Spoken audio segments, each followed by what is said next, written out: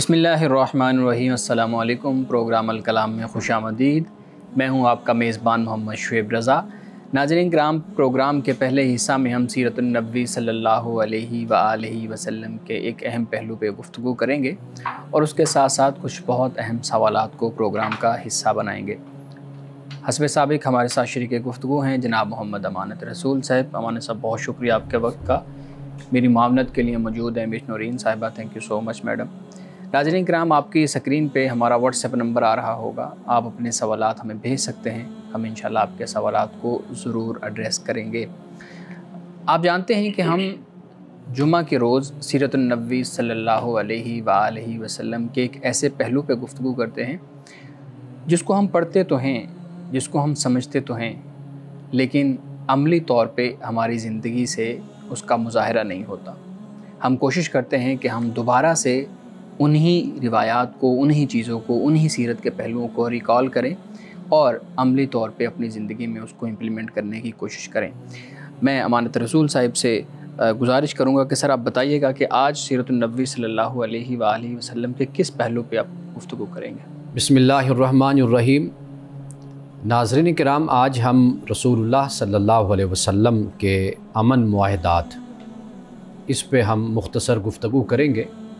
रसूलुल्लाह की सुन्नत और सीरत का जब हम मुताला करते हैं तो हम ये देखते हैं कि आपने जंग से और खून रेज़ी से हमेशा आपने एराज़ बरता, यानी जंग अगर मुसल्लत की गई तो आपने दिफा किया और हमेशा आपने अपने मुसलमानों को, सहाबा किराम रिदवानुल्लाह तआला अलैहिम अजमईन को, हम सब को, क़यामत तक के मुसलमानों को आपने यही तालीम दी कि वो हर सूरत में अमन को कायम करने की कोशिश करें।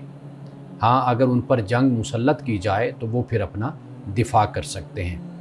आप यूँ कह लीजिए कि अमन एक परमानेंट वैल्यू है, मुस्तकिल एक कद्र है, लेकिन जंग किसी मसले का हल नहीं है बल्कि ख़ुद एक मसला है। रसूलुल्लाह सल्लल्लाहु अलैहि वसल्लम ने हमेशा अपनी ज़िंदगी में, अगर हम अहादीस रसूल सल्लल्लाहु अलैहि वसल्लम का मुताला करें तो हमें मालूम होता है कि आपने मुआहदात को पसंद किया। यानी जब आप नौजवान थे तो उस वक्त हल्फुल फुज़ूल एक मुआहदा, यानी ये मुआहदा इस तरह था कि जैसे समाजी सतह पर और इलाके की सतह पर नौजवान आपस में एक मुआहदा तय कर लेते हैं और उसकी कुछ शिकें तय कर लेते हैं। वो ये कि किसी के साथ जुल्म और ज़्यादती हमारे माशरे में, हमारे समाज में और इलाके में नहीं होगा। ख़ास तौर पर वो लोग कि जो फॉरेनर्स होते हैं, बाहर से आते हैं, अजनबी होते हैं, उनके साथ मकामी लोग अक्सर तौर पर ज़्यादती करते हैं। तो रसूलुल्लाह ने हल्फुल फुज़ूल जैसे मुआहदे को और इस तंजीम को आपने पसंद फरमाया। अहादीस में आता है कि रसूलुल्लाह सल्लल्लाहु अलैहि वसल्लम ने मदीनतुल मुनव्वरा में जब आप जा चुके थे और आखिरी साल थे आपकी हयात मुबारका के, तो आपने फरमाया कि अगर आज भी मुझे कोई हल्फुल फुज़ूल जैसे मुआहदे के लिए और तंजीम के लिए कोई पुकारेगा तो मैं ज़रूर इस मुआहदे और इस तंजीम के लिए उनके साथ मुआहदा करूँगा और उनके साथ चलूँगा। यानी रसूलुल्लाह ने इस बात को बयान फरमाया कि माशरती और समाजी सतह पर लोगों का आपस में मिलजुल कर चलना ये बहुत ज़रूरी होता है। इसमें कोई शक नहीं कि हर कोई अपना नज़रिया रखता है, उसका अपना मज़हब होता है, अपना अकीदा होता है, लेकिन मज़हब, अकीदा और नज़रिया यह हर किसी का अपना ज़ाती होता है। लेकिन माशरे में अमन कायम करना और कायम रखना ये हर किसी की ज़रूरत होता है, चाहे उसका ताल्लुक़ किसी भी मज़हब से हो या किसी भी नज़रिए से हो। नाज़रीन किराम, इस वक्त मैं रसूलुल्लाह के 3 मुआहदों का आपके सामने ज़िक्र करता हूँ। एक तो ये कि जब रसूलुल्लाह सल्लल्लाहु अलैहि वसल्लम आप मदीना तशरीफ़ लाए थे और मदीने में मुख्तलिफ़ अकाइयाँ मौजूद थी, यानी मुख्तलिफ़ लोग रहते थे, मुख्तलिफ़ मज़ाहिब को मानने वाले कबाइल भी थे, यहूद भी थे, नसारा भी थे और दूसरे लोग थे। आपने उनके साथ एक मुआहदा किया जिसे आज मीसाके मदीना कहा जाता है। मीसाके मदीना को अगर हम पढ़ते हैं तो हम देखते हैं कि रसूलुल्लाह ने सब को एक उम्मत करार दिया। यानी अब वहाँ पर मुसलमान भी हैं, वहाँ पर यहूद नसारा भी हैं, मुख्तलिफ़ कबाइल भी हैं, सबको एक उम्मत आपने करार दिया। और फिर आपने सबको मजहबी आज़ादी का ये मुआहदा भी लिखा गया, यानी मीसाक मदीना जो मीसाक हुआ उसमें ये भी था कि हर मज़हब वाला आज़ाद है अपनी इबादत में, अपनी रसूम और रिवाज को अदा करने में, उस पर किसी तरह की कोई पाबंदी नहीं होगी। यानी मुसलमान मस्जिद नबवी में जाकर नमाज़ पढ़ते हैं तो वो मस्जिद नबवी में नमाज़ पढ़ेंगे। अगर किसी का कोई सिनागोग है, किसी का चर्च है, या किसी का अपना कोई इबादत खाना है, कोई इबादत गाह है, तो वो वहाँ पर जाकर इबादत करेगा। और अगर कोई शख्स अपनी कोई रस्म और कोई रिवाज है, कोई रिवायत है, उसको मनाता है साल में 1 दफ़ा, 2 दफ़ा, 4 दफ़ा, जिसमें उनका इज्तिमा होता है, वो इकट्ठे होते हैं और उस रस्म को और इबादत को या उस रिवाज और रिवायत को अदा करते हैं, तो उस पर भी कोई पाबंदी नहीं होगी। तो लिहाजा मदीने में जो मिसाक मदीना लिखा गया तो उसमें दूसरी शिक ये भी थी कि सबको मजहबी आज़ादी होगी। नाज़रीन इकराम, अगर आज के दौर में हम देखें तो हम ये कह सकते हैं कि जो सेकुलर तसव्वुर है कि मजहबी हवाले से किसी पर कोई पाबंदी नहीं होगी, हर शख्स अपने अपने मज़हब में आज़ाद होगा और उसके मुताबिक ज़िंदगी गुजारेगा, लेकिन जो सियासी मसाइल होंगे, जो इक़्तिसादी मसाइल होंगे, उसमें मज़हब की बुनियाद पर कोई मुनाफरत और कोई फ़र्क नहीं किया जाएगा। यानी जो हमारे मुश्तरका मसाइल होंगे वो माशरे की सब अकाइयों के मसाइल होते हैं, यानी सियासी मसाइल हों, इक़्तिसादी मसाइल हों, माशी मसाइल हों, या इसके अलावा दीगर जो हुकूमत से मुताल्लिक़ मसाइल होते हैं और मुख्तलिफ़ अक़लियतों से या अक्सरियतों से मुताल्लिक़ होते हैं। मैं तो अक्सरियत और अक़लियत का लफ्ज़ भी नहीं बोलता, इसलिए कि पाकिस्तान को कायम करने में और पाकिस्तान को हासिल करने में सब लोगों ने, हर मज़हब के मानने वाले ने इसमें हिस्सा लिया था और इस तहरीक में शामिल हुए थे। तो गोया कि हम सब पाकिस्तानी हैं और हमने मिलजुल कर पाकिस्तान को हासिल किया है। तो लिहाजा जो भी अकाइयाँ माशरे में और सोसाइटियों में रहती हैं, उनके जो मसाइल होते हैं वो हल किए जाते हैं और मज़हब की बुनियाद पर किसी किस्म का फ़र्क नहीं किया जाता। यही सेकुलरिज़म है।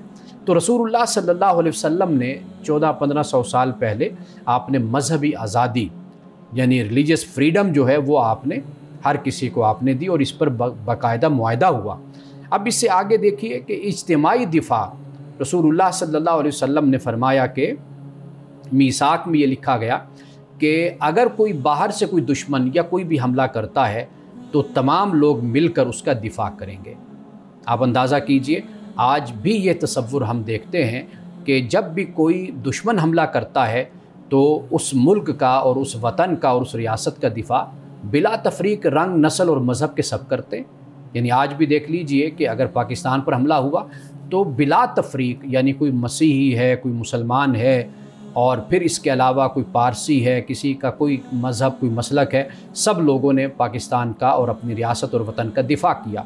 तो ये भी हमें बात नज़र आती है रसूलुल्लाह के इस अमन मुआहदे में। और फिर इसी तरह दाखिली खुद मुख्तारी, इंसाफ और कानून की पासदारी, और फिर फितना और फसाद की ममानियत। मदीने में यानी जो मुख्तलिफ़ कबाइल थे, मुख्तलिफ़ मज़हब को मानने वाले थे, फितना और फसाद कोई नहीं फैलाएगा, यानी रियासत को चैलेंज कोई नहीं करेगा और स्टेट विद इन स्टेट कोई कायम नहीं करेगा, कोई नॉन स्टेट एक्टर्स नहीं होंगे। तो ये रसूलुल्लाह ने मिसाक मदीना फरमाया। और इसी तरह सुलह हुदैबिया 6 हिजरी को जब हम देखते हैं तो उसमें एक शिक मैं ख़ास तौर पर आपके सामने रखना चाहूँगा, वो ये कि वो शिक ये थी कि अगर मक्का से मुसलमान कोई मुसलमानों के पास इधर मदीने में आएगा तो वो वापस कर दिया जाएगा, और जो इधर से उधर जाएगा तो उसको वापस नहीं किया जाएगा। रसूलुल्लाह सल्लल्लाहु अलैहि वसल्लम ने इस शिक को मंजूर किया, अगरचे सहाबा किराम रिदवानुल्लाह तआला अलैहिम मजमईन में बेचैनी हुई। ज़ाहिरी तौर पर ऐसे नज़र आता था कि ये शिक मुसलमानों के मफाद के ख़िलाफ़ है, लेकिन वक्त ने साबित किया कि जो एक नबी की बसीरत होती है और जो दानिश होती है, उस दानिश और बसीरत का मुकाबला कोई और नहीं कर सकता। तो रसूलुल्लाह की इसी शिक की वजह से इतने मुसलमान मक्का में, यानी जो मक्का में जाता तो वो वहाँ पर रहकर फिर तबलीग करता, दावत करता, तो बहुत ही कम अरसे में बहुत बड़ी तादाद लोगों की वहाँ पर मुसलमान हो गई। हालांकि ये मुआहिदा 10 साल के लिए हुआ था, लेकिन 10 साल ख़ुद कुफ़ार और मुशरिकीन ने इस मुआहिदे से आकर दस्तबरदारी का ऐलान किया कि ये मज़ीद हम इस मुआहिदे को आगे लेकर नहीं चल सकते। उन्हें ज़ाहिरी तौर पर ये नज़र आ रहा था कि हम मुसलमानों से बदला ले रहे हैं, इनके लोगों पर हम जुल्म करेंगे, इनके साथ ज़्यादती करेंगे, इनके साथ मारपीट करेंगे। लेकिन रसूलुल्लाह सल्लल्लाहु अलैहि वसल्लम की नज़र दावत व तबलीग पर थी कि मुसलमान जब वहाँ पर जाएंगे तो वहाँ पर रह कर फिर काम करेंगे। अब आखिरी मुआहिदा जो मैं आपके सामने रखना चाहता हूँ वो रसूलुल्लाह सल्लल्लाहु अलैहि वसल्लम का अहले नजरान से जो आपका मुआहिदा था। ये यमन के करीब जगह है और यहाँ पर बहुत बड़ी आबादी क्रिश्चियंस की, मसीहियों की रहती थी। तो ये रसूलुल्लाह सल्लल्लाहु अलैहि वसल्लम के पास आए। अब आप अंदाज़ा कीजिए कि रसूलुल्लाह सल्लल्लाहु अलैहि वसल्लम ने सबसे पहले तो जान व माल का तहफ़्फ़ुज़ आपने ये लिखा, ये मुआहदा हुआ। फिर दूसरा मज़हबी आज़ादी, यानी जो तुम्हारा अकीदा है, जो तुम्हारा नज़रिया है, उसके मुताबिक तुम्हें इजाज़त है। और फिर ज़मीनों की और जायदाद की, उनका तहफ़्फ़ुज़ फिर रसूलुल्लाह सल्लल्लाहु अलैहि वसल्लम ने दिया। और यहाँ पर भी एक शिक जो बड़ी सबसे अहम है और जिससे मालूम होता है कि एक फ़रासत, एक सियासी रहनुमा की क्या फ़रासत होती है, कि रसूलुल्लाह सल्लल्लाहु अलैहि वसल्लम ने इनके साथ भी यही मुआहदा किया कि हमारा दिफा मुश्तरका होगा। यानी अगर तुम्हारे मुल्क पर कोई हमला करेगा तो हम तुम्हारा साथ देंगे और तुम्हारा दुश्मन हमारा दुश्मन होगा, और इसी तरीके से अगर कोई हम पर हमला करेगा तो फिर तुम हमारे साथ मिलकर उसके ख़िलाफ़ लड़ोगे। वो दुश्मन सिर्फ हमारा नहीं भी तुम्हारा भी दुश्मन होगा। यानी ये आप अंदाज़ा कीजिए कि ये रसूलुल्लाह सल्लल्लाहु अलैहि वसल्लम ने ख़ारजी जो साजिशें थी और ख़ारजी जो ख़तरात थे उनसे निपटने के लिए अंदरूनी और दाखिली तौर पर आपने मजबूत किया अपने दिफा को। और ये दिफा कैसे मजबूत हुआ? ये इस तरह मजबूत हुआ कि सिर्फ मुसलमान नहीं, सिर्फ अपनी जमात नहीं, अपना गिरोह नहीं, बल्कि तमाम माशरे में रहने वाली तमाम इकाइयों को, तमाम गिरोहों को, जमातों को आपने मुत्तहिद कर लिया, ताकि उनको ये मालूम हो जाए कि वो हमारे साथ मिलकर जब चलेंगे तो उनकी जान, उनका माल, उनकी इज़्ज़त, उनकी जायदादें, उनकी ज़मीनें सब कुछ महफूज हो जाएंगी और वो अमन और सुकून के साथ ज़िंदगी गुजारेंगे। तो ये रसूलुल्लाह सल्लल्लाहु अलैहि वसल्लम के चंद मुआहदात हैं जो मैंने आपके सामने पेश किए हैं। नाज़रीन किराम, यहाँ वक्त हुआ चाहता है एक ब्रेक का, हमारे साथ रहिए।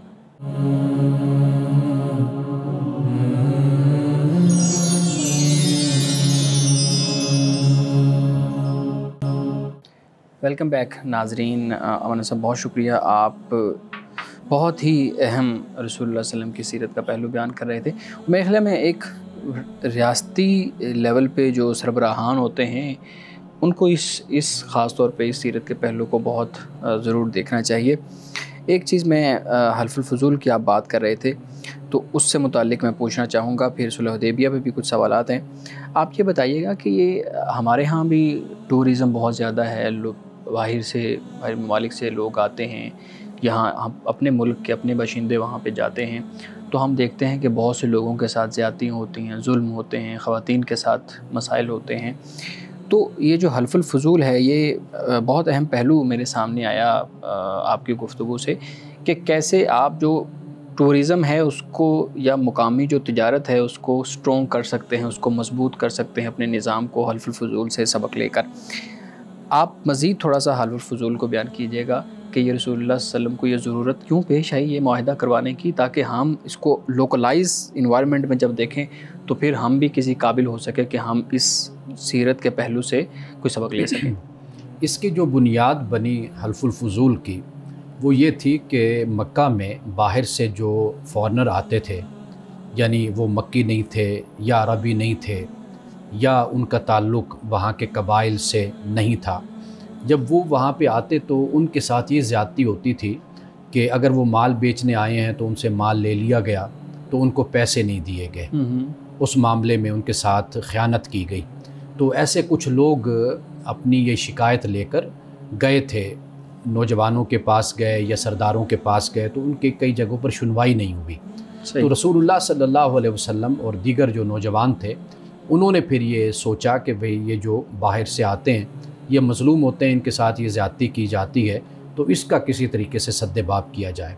तो जो वाक़या हमें मालूम होता है वो ये होता है कि ख़ुद अबू जहल ने किसी के साथ ज़्यादती की थी और किसी का हक़ ले लिया था। तो रसूलुल्लाह अपने उन्हीं नौजवानों को लेकर अबू जहल के घर गए थे। अच्छा। और वो आप दबाव कह लीजिए या जो भी तरीका इख्तियार किया गया तो उससे वो हक़ लेकर उस अजनबी को वापस किया गया। यानी जो बुनियादी चीज़ है ना माशरे में वो है इंसाफ और अदल की कदर। बिल्कुल। यानी आप इन मुआहदात में भी देखेंगे तो वो बुनियादी चीज़ यही नज़र आती है। रसूलुल्लाह सल्लल्लाहु अलैहि वसल्लम की सुन्नत अहादीस से पहले अगर आप कुरान मजीद की भी तालीम देखेंगे, रसूलुल्लाह की जो सीरत है, जो सुन्नत है, वाज़े बात है, वो कुरान ही की तफसीर है, उसी की शरह बन जाती है। तो कुरान मजीद ने अदल और इंसाफ पर बहुत ज़्यादा ज़ोर दिया, यानी इस पर तो कंप्रोमाइज़ कभी मुसलमान को करना ही नहीं चाहिए। यानी जैसे अब आपने बात की है टूरिज़म की और इन बातों की, देखिए दुनिया में लोग क्यों टूरिज़म बढ़ता है ममालिक में, उसकी बुनियादी वजह ये कि उनको पता है कि यहाँ पर हमारी जान, माल, इज़्ज़त, आबरू सब कुछ हमारी महफूज है, यहाँ पर हमें किसी तरह का कोई नुकसान नहीं होगा, हमें कोई ख़तरा नहीं, तो दुनिया वहाँ पर जाती है। और रियासतें इस चीज़ को यकीनी बनाती हैं। आप सिर्फ यूरोप को ना देखें, आप इस्लामी दुनिया को देख लें, मतलब दुबई को देख लें, कतर वहाँ है, पर दुबई क्यों है, टूरिज़म ज़्यादा क्यों है, कतर है, दुबई है, UAE है आप कह लीजिए, इसके अलावा आप तुर्की है और ममालिक आप देख लीजिए, वहाँ पर लोगों के तहफ़्फ़ुज़ ख़ास तौर पर जो टूरिज़म है इस पर ख़ास नज़र रखी जाती है और इसके लिए बाकायदा इदारे बनाए जाते हैं, बाकायदा लोगों को तहफ़्फ़ुज़ दिया जाता है। तो ये काम बहुत ज़रूरी होता है, क्योंकि आपके यहाँ जो ज़र मुबादला आता है, आपके यहाँ जो एक जिसे कहते हैं गर्दिश रहती है मईशत की, वो रहती ही इसी बुनियाद पर है। लेकिन अमाना साहब, ये जो आपने इस हल्फुल फजूल की बुनियाद बताई कि अबू जहल ने किसी के साथ ज़्यादती की थी, अब एक तरफ अबू जहल का करैक्टर है जो बहुत स्ट्रॉन्ग था, उस वक़्त सरदार की सूरत में था, एक मईशतदान की सूरत में था, एक बिजनेसमैन की सूरत में था, जबकि दूसरी तरफ मक्का के या अरब के वो नौजवान जैसे रसूलुल्लाह सल्लल्लाहु अलैहि वसल्लम थे या बाकी नौजवान थे। अब माशी तौर पर देखा जाए, दौलत की नज़र से देखा जाए तो एक तबका कमज़ोर है, दूसरा स्ट्रॉन्ग है, जो ज़्यादती कर रहा है वो स्ट्रॉन्ग है। आजकल भी हमें ये चीज़ नज़र आती है, नौजवान ये शिकायत करते नज़र आते हैं कि जी जो ज़्यादती कर रहा है वो तो बड़ा सरदार है, वो तो बड़ा बिजनेसमैन है, वो तो दौलतमंद है, वो तो ओनर है होटलों का, गाड़ियों का। जैसे हमारे यहाँ गाड़ियों की जो है ना वो हड़ताल हो जाती है, जैसे जीप ट्रैक पे जाने के लिए जीप्स हैं उसकी मसाइल पैदा हो जाते हैं, तो फिर सारे इकट्ठ करके बैठ जाते हैं और फिर ये होता है कि चूँकि बड़े ने ये डिसाइड किया है तो इसलिए उसके ख़िलाफ़ कैसे खड़े हों। तो ये जो ये वाली साइकी है कि उसके ख़िलाफ़ कैसे खड़े हों, और ये समझ भी आती है कि एक कमज़ोर शख्स, मेरे जैसा शख्स, कैसे एक बड़े शख्स के सामने खड़ा हो सकता है। इस सूरत में हल्फुल फजूल पे तो अमल नहीं हो सकता। फिर देखिए, कानून की बालादस्ती ये बुनियादी चीज़ है, इसको यकीनी बनाया जाए। अब वो उस वक्त जो हालात थे, जो माहौल था, उस वक्त हल्फुल फजूल बनाया गया, उसकी गुंजाइश थी, इसलिए कि रियासत का उस तरीके से तसव्वुर नहीं था जिस तरह आज तसव्वुर है। इस जदीद रियासत में तो कानून की बालादस्ती और रियासत और हुकूमत इस बात की ज़िम्मेदार होती है कि ये सारी सहूलतें मुहैया करती है, कानून को नाफिज करती है। आप जिन बातों की तरफ इशारा कर रहे हैं ये तो इंतज़ामी मामलात हैं ना हमारे मुल्क के, ख़ास तौर पर कि जिनमें आप ये देखते हैं कि एक शख्स है वो अपनी मर्ज़ी से, या एक बरादरी है वो ताजिर बरादरी है या कोई और बरादरी है, वो अपनी मर्ज़ी से महंगाई कर देती है, अपनी मर्ज़ी से रेट बढ़ा देती है, अपनी मर्ज़ी से सारा कुछ करती है। तो वाज़ेह बात है कि अब हम जदीद दुनिया में रह रहे हैं, यहाँ पर एक बाकायदा कानून का तसव्वुर है, एक नज़्म का तसव्वुर है, एक डिसिप्लिन का तसव्वुर है, एक कॉन्स्टिट्यूशन का तसव्वुर है।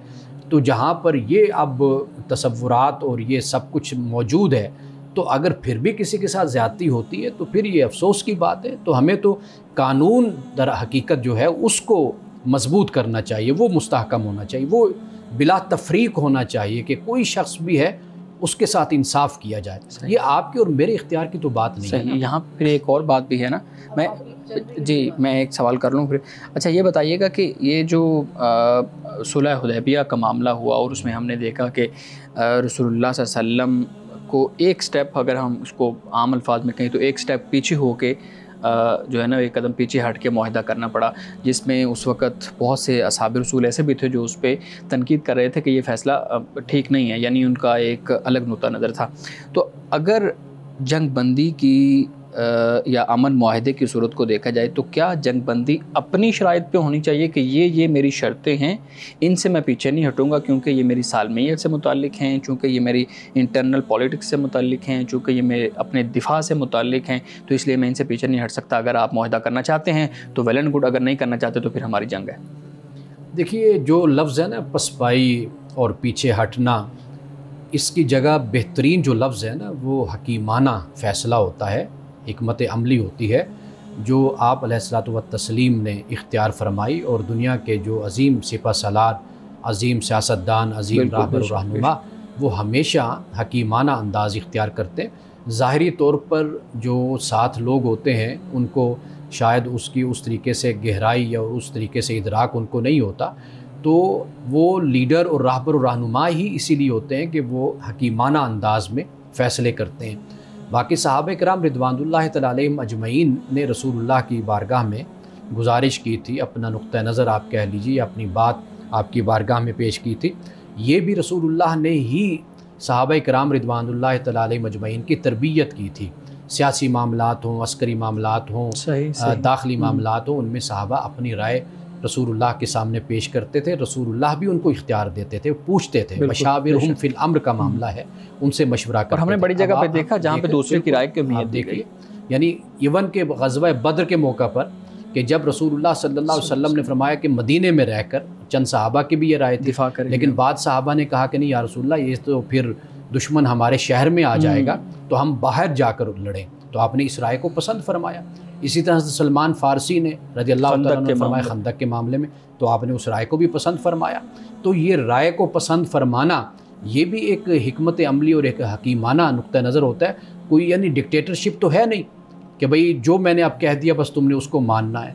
जो अल्लाह का हुक्म है वहाँ पर तो सब सर तस्लीम खम करते हैं। रसूलुल्लाह सल्लल्लाहु अलैहि वसल्लम भी अपने सर मुबारक को झुका देते हैं अल्लाह के हुक्म के सामने। लेकिन जहाँ पे इख्तियार है तो वहाँ पर फिर मशवरा करके फ़ैसला किया जाता है। तो जहाँ सुलह हुदैबिया की आप बात करें ना, देखिए ना पसपाई थी और ना कोई पीछे हटना था, ना कोई शिकस्त की बात थी। जब दुश्मन के साथ, मुखालिफ के साथ मुआहिदा किया जाता है ना, तो फिर इंसान को कभी ज़ाहिरी तौर पर अपनी पोजीशन से पीछे हटना इसलिए होता है कि आप तब ही मुखालिफ और दुश्मन को किसी जगह पर खड़ा कर सकते हैं, ला सकते हैं। अगर आप अकड़ कर खड़े हो जाएंगे तो उसके बाद फिर कोई सूरत नहीं होती, फिर तो लड़ाई होती है। जी जी मैडम। इसी से रिलेटेड सवाल वैसे कुछ और था, लेकिन चूँकि अब बात इस तरफ चल निकली है, तो जो जंग बदर की आपने बात की थी, हमारी जो अब पाक भारत जंग हुई है, तो कई चीज़ें सिमिलरिटी मेरे नज़दीक हुई कि जी हम तादाद में उनकी निस्बत कम थे, भारत हमारे मुकाबले में फ़िज़ाई हवाले से उनकी तादाद ज़्यादा, फिर टेक्नोलॉजी की जो उनके जो जहाज़ थे वो हमसे ज़्यादा वेल इक्विप्ड थे और टेक्नोलॉजी के लिहाज से, और हमारे उसी हिसाब से भी। अब इस जंग में जंग बदर की तरह अल्लाह की मदद जो साथ शामिल हुई और हमारे नौजवानों की अल्हम्दुलिल्लाह महारत जो थी वो साथ थी। लेकिन इसमें कुछ लोगों की अभी भी ये राय है कि जंग अल्लाह की नुसरत आ रही थी, तो जंग अभी चलती तब तक कि जब तक कि हम, जैसे शुएब साहब ने बात की कि भी अपनी शराइत ना मनवा लेते, जैसे पानी का मसला कि आए दिन भारत जो सा है वो जब मर्जी पानी बंद करता है। एक दूसरा कश्मीर का मसला, कुछ लोगों की ये राय मैं पढ़ रही थी कि भी वो लोग कह रहे हैं कि अभी चूँकि अल्लाह की नुसरत आ रही थी, हम लोगों का पलड़ा भारी था, तो हमें जंग नहीं ख़त्म करनी चाहिए जब तक कि इस पे ना बात हो। देखिए, पहली बात तो ये कि ये मसला है अस्करी माहिरीन का और सियासी माहिरीन का।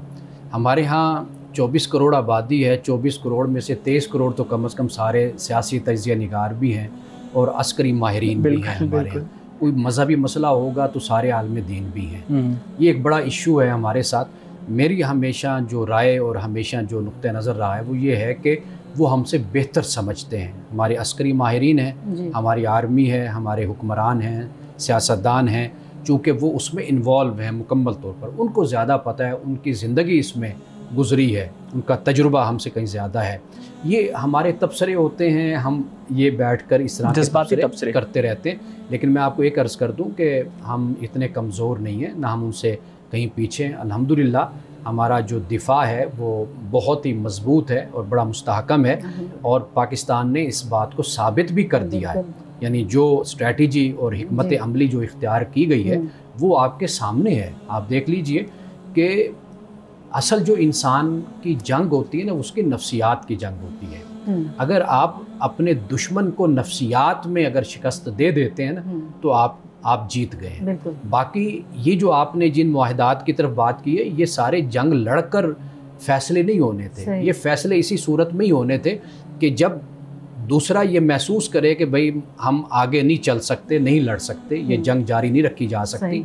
अब उसके बाद जब आप दूसरे को टेबल पर ले आए मुज़ाकरात के, अब बैठकर आप उस पर से डायलॉग करेंगे। अगर आप ये कहेंगे जब मैं जंग हम करते रहें तो जंग से तो बर्बादी होगी, मसला तो कभी हल नहीं होना। नाज़रीन किराम, गुफ्तगू अभी जारी है, यहाँ वक्त हुआ चाहता है एक ब्रेक का, हमारे साथ रहिएगा।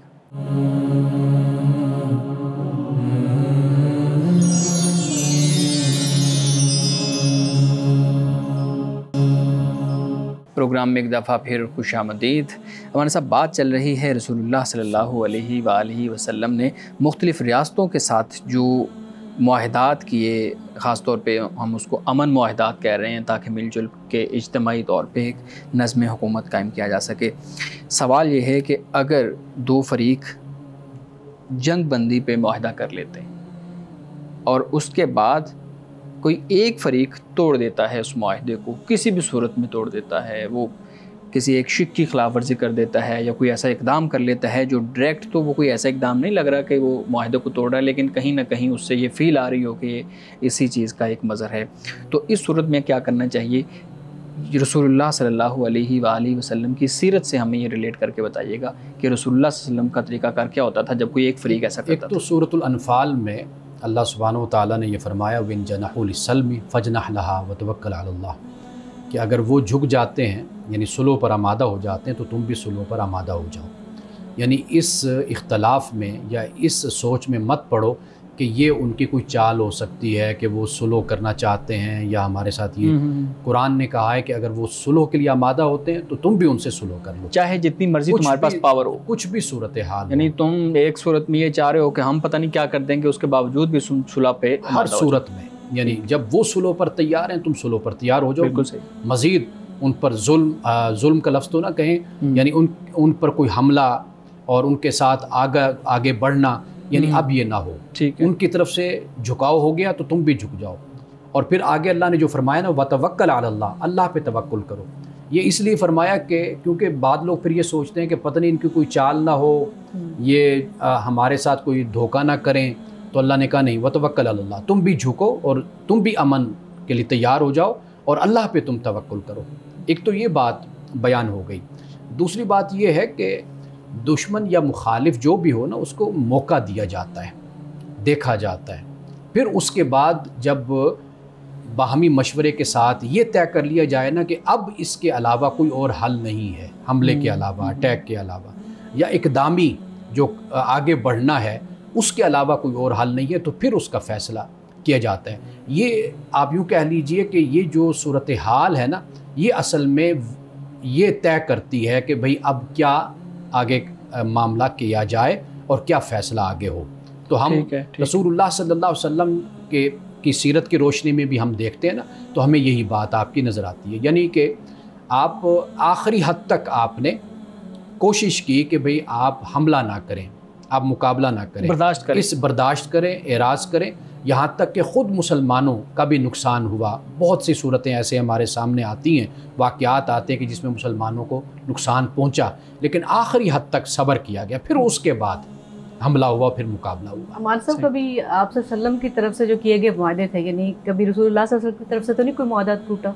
कभी ऐसा नहीं हुआ। रसूलुल्लाह सल्लल्लाहु अलैहि वसल्लम ने इसकी हमेशा पाबंदी फरमाई और यहाँ तक पाबंदी फरमाई कि अगर कोई अपना नुकसान भी हो गया वक्ती तौर पर तो उस नुकसान को आपने बर्दाश्त किया और सहाबा को भी इसी बात की तलकीन फरमाई। और आज हम मुसलमानों को भी इसी बात की तलकीन है कि कभी भी मुआहदा ना तोड़ा जाए। पहले तो फ़हम व फ़रासत के साथ मुआहदा किया जाए, फिर मुआहदा ना तोड़ा जाए और दूसरी अक़वाम के साथ कभी जुल्म और ज़्यादती का रवैया ना इख्तियार किया जाए। एक सवाल और जी प्लीज़। जैसे हम मैग्ना कार्टा की बात करते हैं कि यूरोपीय ममालिक ने अपनी आप को प्रोटेक्ट करने के लिए या जो कुछ भी उनके मतलब थी कि भी ख्वाहिशात या मकासद या एजेंडा जो था, उन्होंने ये मुआहदा किया। हम लोग इन लोगों से नसीहत एशियाई ममालिक नहीं ले सकते हैं कि हमें भी अब एक मौका मिला है कि हम टेबल टॉक पे आ रहे हैं, भारत के साथ हमारे मुज़ाकरात हों, इंशाल्लाह हों, और हम भी कोई ऐसा प्लान बनाएं कि यहाँ पे इस खित्ते में अमन भी हो और तरक्की भी हो। जब तक हम इस खौफ के बादलों से निकलेंगे नहीं, तरक्की कैसे मुमकिन होगी? जबकि अगर इस खित्ते के लोग इस तरफ तवज्जो मरकूज़ करें कि हम भी कुछ आगे निकलें, दुनिया जैसे बाकी ममालिक आगे निकल रहे हैं, इस गुर्बत की चक्की से सब निकलें। जी देखिए, आप दुआ करें क्योंकि यूरोप ने तो बड़ी तबाही और बर्बादी के बाद सबक हासिल किया, लाखों नहीं करोड़ों जाने ज़ाया हुई। आप जानती हैं पहली आलमी जंग है, फिर वसाइल भी गए, जाने भी आलमी जंग है। तो आप ये दुआ करें इसलिए कि अभी वो हलाकतें और वो तबाहियाँ हमारे यहाँ नहीं आई। अगर हम उससे पहले समझ लें और सबक हासिल कर लें तो हम एक तरक्की की तरफ कदम बढ़ा सकते हैं। मैंने तो ये बात लिखी है और बोली भी है कि जो दोस्त ममालिक हमारी सुलह करवा रहे हैं, उन्हीं दोस्त ममालिक से भी गुजारिश की जाए कि इस सुलह के बाद का जो मामला हो कि हम एक दूसरे के साथ अच्छे तरीके से चल सकें। पक्की तालीम सुलह का जिसको शोबा कहते है, हैं, साइंस का शोबा है, टेक्नोलॉजी का शोबा है, तिजारत है, इसमें भी कोई इस तरह के मुआहदात तय करवा दें ये दोस्त ममालिक कि हम, और ये भी तय करवा दें कि इतने सालों के लिए हम ये जंग और इस तरह के मामलात, इस पर हम कुछ नहीं करेंगे। 50 साल हो जाएं, एक सदी हो जाए, 80 साल हो जाएं, ये तय हो जाए। और फिर ये भी तय करवाया जाए कि हम एक दूसरे के साथ मिलकर तालीम में, साइंस में, टेक्नोलॉजी और तिजारत में और इन चीज़ों में हम मिलकर चलें, तो बिल्कुल मुमकिन है। ये बड़ी आइडियल सूरत बन रही है। क्या यूरोप के ममालिक या कुछ और ममालिक कि जो इस वक्त हमारे लिए सालसी का किरदार तो कर रहे हैं, लेकिन क्या वो ये चाहेंगे कि इधर भी इस तरह सूरत हालों के तरक्की करें और वो जो तरक्की की दौड़ में यानी कि वो उन लोगों के बराबर हम आ जाएं? कोई हमें इस सतह पे देखना चाहेगा? हम इसका जवाब ब्रेक के बाद ले लेते हैं। नाज़रीन किराम, गुफ्तगू अभी जारी है, यहाँ वक्त हुआ चाहता है एक ब्रेक का, हमारे साथ रहिए।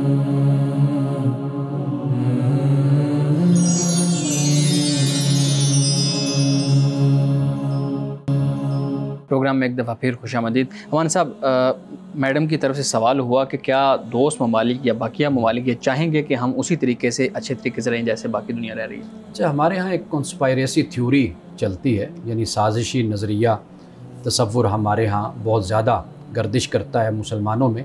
मैं ये गुजारिश करूँगा कि दुनिया में जो मुकाबला है ना, वो तालीम, साइंस और टेक्नोलॉजी का है। और आज की दुनिया एक दूसरे के साथ इतनी जुड़ी हुई है अपने मफाद में कि अगर हम तरक्की करेंगे ना, तो दुनिया को इससे कोई भी ख़तरा नहीं होगा, बल्कि दुनिया इससे खुश होकर हमारे साथ मिलकर चलना पसंद करेगी। यानी अफरादी क़ुव्वत के हवाले से देख लें, साइंस के हवाले से देख लें, मईशत के हवाले से देख लें, आज वो सूरत नहीं है कि जैसे आज से कई सौ साल पहले दुनिया में मामला होता था। अब दुनिया बड़ी बाशऊर है और तालीम है और बहुत कुछ, यानी ऐसा अब दुनिया में रूनुमा हो चुका है जो बड़ा इनकलाबी है।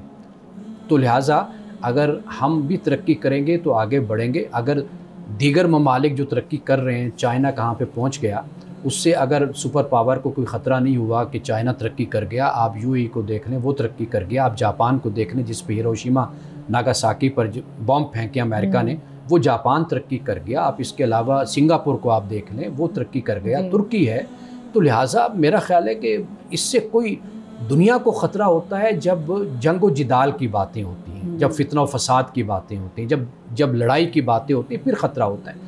तालीम से, साइंस से, टेक्नोलॉजी से किसी को ख़तरा नहीं होता। ये एक तामीरी मुसाबकत होती है, कंपटीशन होता है। ये होना चाहिए दुनिया में। अगर उसमें यूरोप आपसे मुकाबला करता है तो आप जी बिस्मिल्लाह करके आगे बढ़ें, आप भी मुकाबला करें। आपके सामने इस वक्त दुनिया कि किस तरह अमेरिका, ट्रंप ने जिस तरह टैरिफ का मसला उठाया और दुनिया ने किस तरीके से उसका मुकाबला किया है। अब चाइना को देख लीजिए। तो मेरा ख्याल है ये चीज़ें ज़्यादा अहम। अच्छा मान साहब, एक चीज़ आखिरी में पूछना ये चाहूँगा इससे मुतालिक कि हमारे यहाँ आजकल ये जंग के बाद जो हालात बने हुए हैं, फिर मुआहदा हो रहा है, फिर दोनों ममालिक बैठ रहे हैं और बहुत सी चीज़ें मेरे ख्याल में सेटल हो भी रही हैं। इस सारे मामले में हमारा जो सोशल मीडिया है, हमारा ये यूट्यूबर्स हैं या इलेक्ट्रॉनिक मीडिया को भी किसी हद तक देख लें, या दूसरे ममालिक मुल्क का जो मीडिया है या सोशल मीडिया के जो इन्फ्लुएंसर्स हैं, वो एक अपना अलग ही, वो कहते हैं ना कि दुकान खोल के बैठे हुए हैं और ऐसी चीज़ें, ऐसी नेगेटिव एक चीज़ों को पोर्ट्रे कर रहे हैं जिससे पब्लिक के अंदर जंग अभी भी जारी है और जो रियासती लेवल पे सारा अमन मुआहदा तकरीबन हो चुका है, हो रहा है। तो इस सूरत में आप क्या देखते हैं कि जो हमारे इस तरह के न्यूज़ चैनल्स या इस तरह के यूट्यूबर्स हैं, इस तरह का सोशल मीडिया कंटेंट है, ये कितना नुकसानदेह हो सकता है इस चीज़ के लिए? मेरा ज़ाती ख़्याल ये है कि निचली सतह पे तो ये ख़तरनाक हो सकता है, यानी हमारी अखलाकियात को बिगाड़ दे, हमारी सोच और फ़िक्र में इंतशार पैदा कर दे, ये तो हो सकता है। लेकिन जो आला सतह पे बैठे हुए लोग हैं ऊपर, उस पर इसका कोई असर नहीं होता। यानी जिन्होंने बैठकर मुआहदा करना है आपस में, वो आपस में मुआहदा करेंगे। ये चीज़ें उधर भी हैं, इधर भी हैं। ये मुल्की सतह पर तो ख़तरनाक साबित हो सकती हैं, यानी जो सूरत हाल हमारे मुल्क में है, यानी दाखिली हवाले से तो हमें कमज़ोर कर सकती हैं। लेकिन जानने वाले जो माहिरीन होते हैं उनको अंदाज़ा है कि भाई इन लोगों की क्या वक़्त है और क्या इनकी हैसियत है। इनके अपने जिसे कहते हैं ना, एक ज़ाती मफादात आप कह लीजिए, वेस्ट इंटरेस्टेड जिसको कहा जाता है, वेस्टेड, ये वो इंटरेस्ट है जिनके लिए ये लड़ते हैं। तो लिहाजा जो ऊपर बैठे हुए लोग हैं उनकी सेहत पर या उनके फ़ैसलों पर, हिकमतों पर, हिकमत अमली पर तो कोई असर नहीं पड़ता। लेकिन हाँ, सियासी हवाले से इन चीज़ों के बड़े असरात इस हवाले से होते हैं कि जब आवाम का दबाव बढ़ता है, अवामी दबाव, और वो जो रुझान या नैरेटिव बनता है वो इन्हीं लोगों की वजह से बनता है, उसके बड़े फिर ख़तरनाक नताइज ये निकलते हैं कि फिर कई दफ़ा हुकूमतें मजबूर हो जाती हैं नफ़रत की आबियारी में और तशद्दुद की आबियारी में और मुनाफरत और तासुब को फैलाने में। ये बड़ा ही ख़तरनाक पहलू हो जाता है। सही। अमान साहब, मुआहिदात की बात हुई तो आप सल्लल्लाहु अलैहि वसल्लम के जो मुआहिदात थे उससे बैनुल मज़ाहिब जो है हम आहंगी का क्या सबक मिलता है हमें? सबसे बड़ा सबक ही यही मिलता है। यानी आप मुआहिदात देख लीजिए, मीसाक मदीना, यहूद व नसारा वहाँ पर मौजूद हैं। इसके अलावा दीगर जो कबाइल हैं या हलके हैं या जमात या गिरोह वो भी उसमें शामिल है। इसी तरीके से आप अहले नजरान से जो मुआहिदा हो रहा है उसको भी आप देख लीजिए कि वहाँ पर जो उनके साथ मुआहिदा हुआ उसमें भी यही बात हमें नज़र आती है। इसी तरह जो तीसरा मुआहिदा है सुलह हुदैबिया, यानी आखिर मुशरिक थे, काफिर थे, जो भी थे तो वो एक किसी मज़हब के पैरोकार बन जाते ना, शिर्क के मज़हब के पैरोकार। तो लिहाजा एक लिहाज से वो जो अमन हासिल किया गया और उस अमन के दौरान एक अपनी तामीर की गई या एक दावत का माहौल बनाया गया, तो इसमें आप देख लीजिए कि हर किसी ने अपने आप को सिक्योर महसूस किया, यानी इनसिक्योरिटी नहीं हुई। तो ये वो माहौल होता है जिसमें बैनुल मज़ाहिब मुकालमा कह लीजिए, गुफ्तगू कह लीजिए, वो आगे बढ़ती है। सही। नाज़रीन किराम, इस दुआ के साथ अपने प्रोग्राम का इख्तिताम करेंगे। अल्लाह रब्बुल इज़्ज़त हुस्न कलाम और तासीर कलाम अता फरमाए, हमारी ज़ुबान की गिरों को खोल दे और सुनने वालों तक खैर का पैगाम पहुँचे। इजाज़त दीजिए, खुदा हाफिज़।